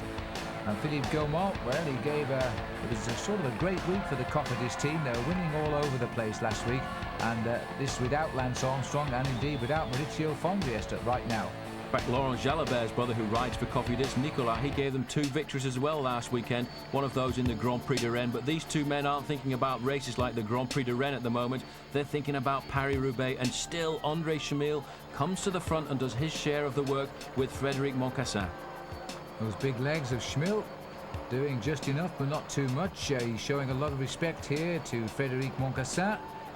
And the finish now just 6.5 kilometers away, and the gap is still only a handful of seconds. It really is a charge for the line. They daren't look over the shoulders because I think they would well see the chase group. Well, Schmil's starting to suffer a little bit there. You've seen the last couple of minutes, he's actually been stretching his legs a little bit. The thing about Paris-Roubaix is your legs start to ache at this stage of the game, your arms start to ache, your back from the constant pummeling from the cobblestones, and there's a little gap opening up there. Schmil still trying to stay in contention. It may well be that he's starting to tire, and you can see the red jerseys of the Lotto boys doing everything to try and slow down the momentum of this chasing group of 6 riders. Well, the pace being led at the moment by Gaydon, the surprise of the breakaway, and he's not afraid to do his work. He got up here quite late on, but he's in the breakaway now, and he's leading it. The man sitting at the back is Casarotto. And Casarotto, as Paul said, 1 stage win in Tirreno Adriatico this year, and a fine ride in the Tour de Flanders. He's obviously on good form. In fact, he's riding now just behind Frédéric Gaydon. Gaydon had a very nasty start to the professional circuit because he joined Le Groupement, the team that only lasted for 6 months and then stopped. Rolf Sorensen there trying to get clear. Last year, Gaydon rode on the Polti team before coming this year to the brand new French team of the Française des Jeux. Now we're nearly into Roubaix, and the 2 leaders are still there. André Schmil, once a winner of Paris-Roubaix. Moncassin, never a winner of Paris-Roubaix, but made it his declared intention this year. They are hanging on. There's no doubt in my mind if Museo had not punctured and the 3 of them were here, then the breakaway, we could say, was safe. But the fact is that Museo has not survived a second puncture yet. He is still in the chasing group, but he is very, very close to getting back. With the face on Chamil there, they're coming into Hem. This is the last little town before they go down into the suburb, the centre, I should say, of Roubaix. There's one last little climb. There's the gap, 14 seconds, so they could still... a little bit out, Paul. They could still pull it off because they've actually stretched it out just a little bit. Now they will go along the street here, turn left, and then there's a last little drag, and if Moncassin is feeling frisky, that's the chance that he's going to get to try and jump away from André Schmil. Oh, that's a little bit of a funny manoeuvre there. This is the big problem with cycle racing now in the streets of Franceville, all these directional islands. And there's the attack. It's come on the far side of the road, and he's moved. He's got to do this. He's got to rid himself of Moncassin, but Moncassin a little bit slow on the uptake, but does seem as though he's got the speed and the power. He's now trying to get back on. Here is the second kick coming from André Schmil. Schmil knows he's got to shake himself of the man he fears in the sprint, and Schmil is trying to give this his best shot. He's not coming back that quick, Paul, but he is coming back, Moncassin. It's a very tough part of the course here. This is, in fact, where Jan Raas got rid of Stefan Mutter a few years ago to go and win his Paris-Roubaix, but the gap is still there, and if Frédéric Moncassin doesn't close it down very quickly, he may not well get back into the slipstream. He's fighting. It's man against man at the moment. Moncassin knows just exactly what he's got to do. He's got to push every last little bit of his energy to get up into the slipstream, but, you know, I think, in fact, he's starting to crack. He's out of the saddle, trying to get every bit of energy. He knows that the win of Paris-Roubaix is in the slipstream of André Schmil at the moment. Well, there he is, Moncassin. He's hanging just a little bit, but I think he's digging just a bit deeper, and he's going to get back on this time. He's survived. He's back into the slipstream of Schmil, and Schmil now is going to have to think again, but he had to make that move. He's tested Moncassin. He now takes a good look at him to see just how much of an effort he's made. These are the 6 chasers, and they are hovering still at around about 14 seconds. So Museo, Gaydon, Sorensen, Casarotto, Plankett and Wouters are really going to have to work out something special now if they're going to pull out this Paris-Roubaix. First last year, the best this man can hope for right now is 3rd, and he won't be happy with that. There's Casarotto, never been afraid to work either. Rolf Sorensen had a great Paris-Roubaix. And then the other rider here, Joe Plankott, living up to the family tradition. There is the other rider, Mark Wouters, in this chase group. And the man we didn't see, there he is at the back in the silver shorts, having a good look to see if anybody else is catching up. And that is the surprise to me in this breakaway, Frédéric Gaydon. 25 years of age. And Frédéric, a former runner-up in the amateur Paris-Roubaix, now mixing it here with the big boys for sure. Up to the 2 leaders again, Gand versus Lotto, France versus Russia. And that's the way it is. A huge crowd here now as we come on to the main approach to the stadium. As we get into the distance there, the riders will cut across to the left. This is a new approach they've been making this last couple of years. They race down the centre strip, in fact, and then they have a better turn into the stadium itself. But they cannot afford to do any messing about here because this group behind them is very close. Well, Paul Sherwen has left my side. He's gone down into the track centre. We'll catch up with him very shortly. He is now sampling the magical atmosphere here in Roubaix today. There is probably the biggest crowd I have ever seen for this classic race. They know that the chase group is closing in. They know that they are living on a very dangerous thin lifeline here. There they are. It's not a matter of more than 150 metres. You know, there could be a group sprint here, and Museo is still driving this race as now Moncassin goes. Moncassin could wait no longer. He's not even going to leave it to the sprint. He is testing Andre Schmill. Schmill is going to do what Moncassin did just a few moments ago, take a little time over it, but get back to the wheel in front, and he has done just that. We're now going to make the switch into the centre of the road here. Moncassin has the head for the moment, with Schmill right with him, and Schmill freewheeling here, showing no interest now in sharing the pace. This could be fatal, you know, because that group is seconds behind them. And Moncassin has found himself having to lead now. He's got Schmill to take the pace again. They'll make the switch very shortly. That's why they're going wide on the road now. Then they will go under the kilometre to go banner. Then they will be in the stadium. Now Paul Sherwen is down in the track centre, enjoying the atmosphere down there and watching all of the action on that television screen, and he is going to see these two riders, but by how far ahead of the chase group? And I would suggest, looking at this, not very much at all. They are very, very close together now, and Museo is still in with a shout of winning Paris Roubaix. So let's join Paul Sherwen in the track centre.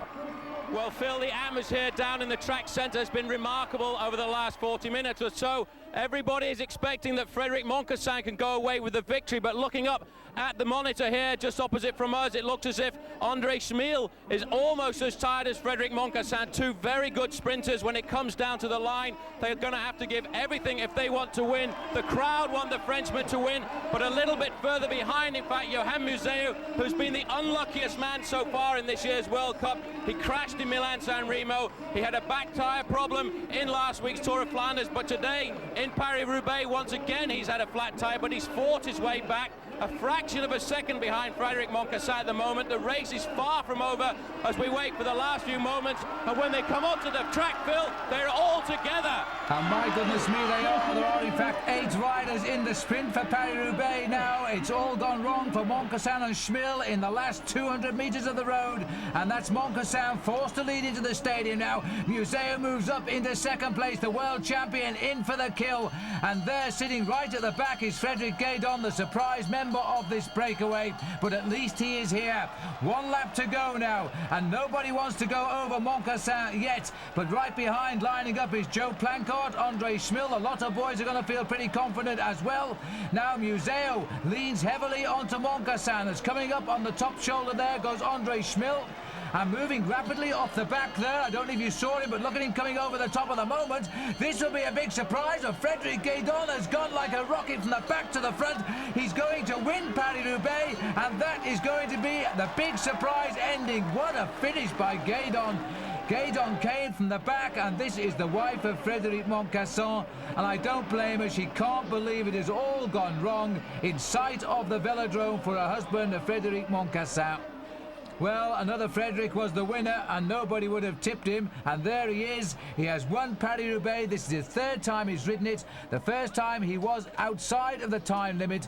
The second time he finished 14th, and now he is the winner of the greatest classic of them all, and this is only really the first big win of the new team. He's had one small win, the Classico Haribo in February this year. That was the first win by the new team, and now he's landed them a real big prize here. Look at the speed of him. He's not an unknown rider as far as the French are concerned. In fact, Luc Leblanc suggested he should get a big contract with a big Italian team, and they're going to be kicking themselves now. He came right through from the back, an impossible starting position, shot over the lot of the big names of world cycling, and look at this, he's winning this race by 6 or 7 lengths on the line. He'll never believe it. Now, the race for second place, that's a little bit closer, I think, and we'll get a look at that shortly in the photo finish between Museo, Schmill and Joe Plancourt. We'll give this man his few moments of glory because he has deserved them. The last time we had a surprise winner, I suppose we could say, it was Jean-Marie Vampers in 1989 and Dirk de Mol in 1988. There's the race for second. Nearest the camera gets it, that's Joe Plankett. Then Museu gets third and Schmill gets fourth. That's the finishing result. And now let's join Paul Sherwen, who is with Stuart O'Grady. Stuart, what a race that was. A great ride by the Gann team, but Frédéric Moncassin just got caught within sight of the stadium. It's pretty bad luck, you know. Again, we went out with an offensive tactic today, you know. All the guys put in 100% and, you know, we're in all the moves, and yeah, it's just a pity, you know, a bit of bad luck with a few punches at bad times, and oh, what a day. For your teammate Henk Vogels, he also put in a very excellent performance, really toughened the race up for everybody at the crucial time. Yeah, that's Henk's, you know, ability. It's when it going gets tough, Henk gets going, and so, you know, he's a great rider to have on our team, and yeah, it's a fantastic day for Gann, but, you know, unfortunately he didn't quite come off. Once again, a very dramatic Paris Roubaix. Johan Museu punctured when he was in the lead group. He could have taken a victory as well. Yeah, well, it's Paris Roubaix, you know, there's just so many, it's just a big lottery, you know, you never really know what can happen. Punches at bad times happen, you know, to the best of them, so yeah, that's the fun of Paris Roubaix. Come back next year?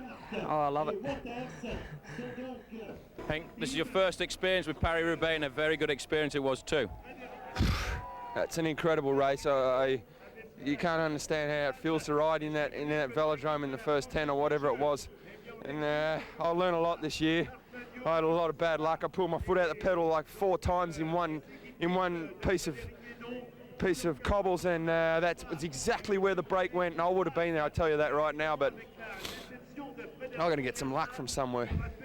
The luck will come, but today it was a great day for Gann. It just didn't work out for Frédéric Moncassin, who was caught just within sight of the stadium. Yeah, I think we had the best. I honestly think we had the best team. Gann was the strongest team there. We were with everything all day. First move, second move, third move, fourth move, out the bunch move. It was just no luck. I mean, we were the strongest there today. I mean, you had other strong teams there, but Gann rode superbly, and I'm really happy with how I went too.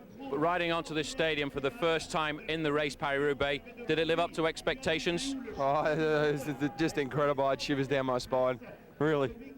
So now you've got your first experience, you're going to come back next year a lot stronger with a little bit more talent? Yes, I think every year you ride professionally, you get stronger and stronger. This is my 3rd year. This is my first year where I haven't had any troubles, and if I can ride like this next year with experience, and Stuart O'Grady with me, and Fred Moncassin with me, we can do it. It's disappointed but that we didn't win, but I'm happy. Max, you had a very tough Paris Roubaix this year with 2 crashes in the early part, but at the end of the day, it's a great day for the Française de Jeu.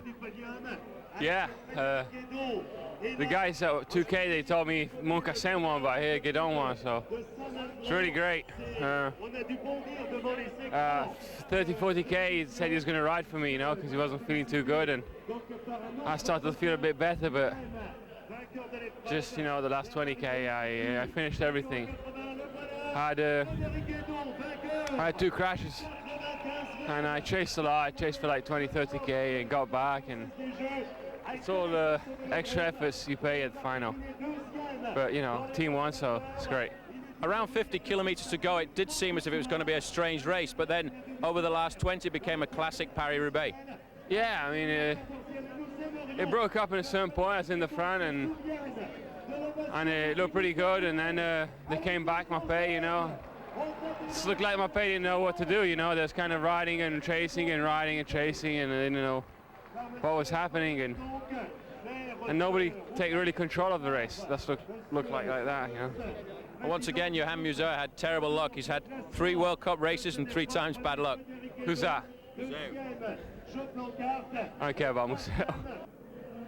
Joe, we spoke to you just before the start of Wevelgem, and we said Eddie thought you could do a lot better. Second's not too bad. I know it, but with a little bit more lucky, maybe I can win one. I wait too long in the wheel from Michel. Well, I think he goes from the last corner. He goes a block, but he wait, and I see the other guy, and he was two bikes in the front, and it was too far for making for over him. But to finish second in a great classic like Paris Roubaix must be good for your morale for the future. Yeah, it's last year it was a bad season, and I have another year like yesterday. I stopping with the racing. More now it's much better. I was good in the Ronde van Vlaanderen. I was 8th, and Wevelgem broke my bike. But I was also good, and today second it's a great place for me. Johan, you seem to have been the strongest rider in these last 3 World Cup races, but once again you didn't have any luck. No, the luck is not on my side this year, but you can do nothing on this thing. You had a first problem, you came back, and then when you actually had the puncture after the Pavé de l'Arbre, then it looked as if everything was over, but you didn't give up. Today I have 5 punctures, so it's a lot in Roubaix, but the last was the bad, because we are 3 in the front with Monkers and Schmil, and I feel good, but with the puncture, it's a very bad moment. So I must come back and must do a lot of how you say, a lot of to come back. Well, how the race was lost, and this is the man who can tell us how it was won. Frédéric Gaydon, the new champion of Paris Roubaix. And just for the record, in the result overall, Henk Vogels, you can see there, finished 10th. Stuart O'Grady was 16th. Maximilian Chandry, he finished 32nd. This was a great classic race in the true tradition of the sport. Now, don't turn the tape off, because as I say goodbye on behalf of Paul Sherwen and myself, we've got some more pictures for you of how the Americans enjoy Paris Roubaix. Goodbye for now.